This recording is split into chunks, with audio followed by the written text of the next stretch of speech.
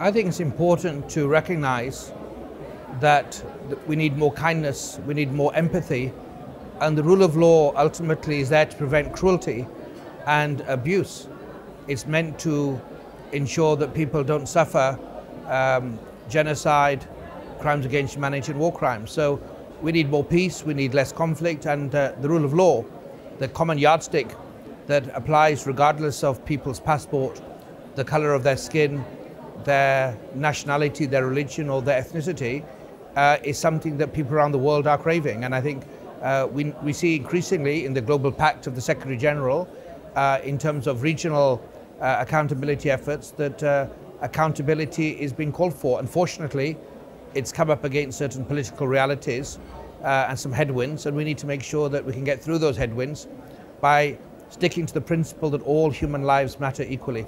All innocent children, women, men, the old and the infirm have certain rights, and the law is there to protect them and provide shelter whilst we are enduring this awful storm around the world. Well, the theme of this conference is diplomacy in a fragmented world.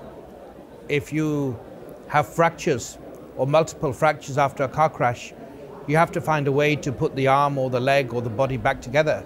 And that requires many different procedures.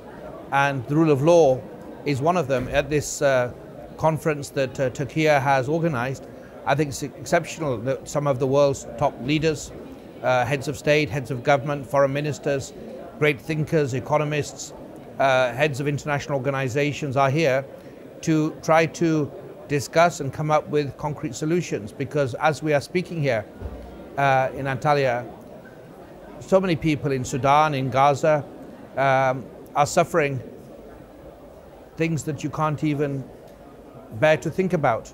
We see it on our television screens. And unfortunately, despite the fact that the Secretary General of the United Nations, all the international organizations, many states have said that the law should be applied equally, that we must have a world in which there's a rules-based system of public international law applying equally, whilst the fact that the judges of the International Criminal Court have issued certain warrants in the Palestine situation and Israel, we haven't seen any change. People still are going hungry, food is not being allowed in, babies are still being destroyed, decimated, torn to pieces, mothers are crying or killed, and countries and people are being ripped apart, hostages are still not released. So we need to realize the law is there to guard, as a guardrail against the abyss of hate that can get worse.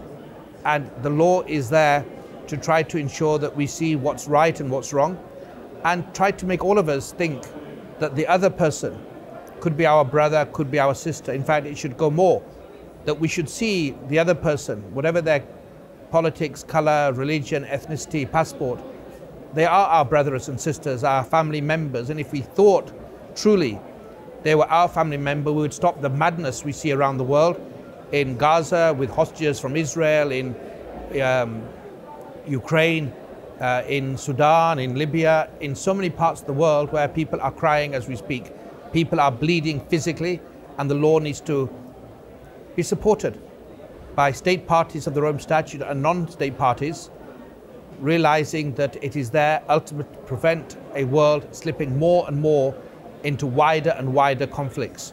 The circles of hell can get bigger, and the law is trying to sound the alarm bells to say, stop this craziness, stop this madness, comply with the requirements of humanity without further delay, because as we're speaking here, the likelihood is already more people have been killed in different conflicts around the world. Well, we are working independently, impartially. We're working against the threats of warrant of arrest for me by the Russian Federation because of what we did in the Ukraine situation, in relation to the executive order, the sanctions against me and my children and my wife by President Trump. It's looking not at ourselves, but looking at the people around the world that are suffering.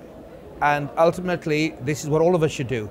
However bad things are for international officials, diplomats, civil servants, or even chief prosecutors, our focus must be on those who have nothing, who are viewed as invisible, who think themselves too poor, too marginalized to count.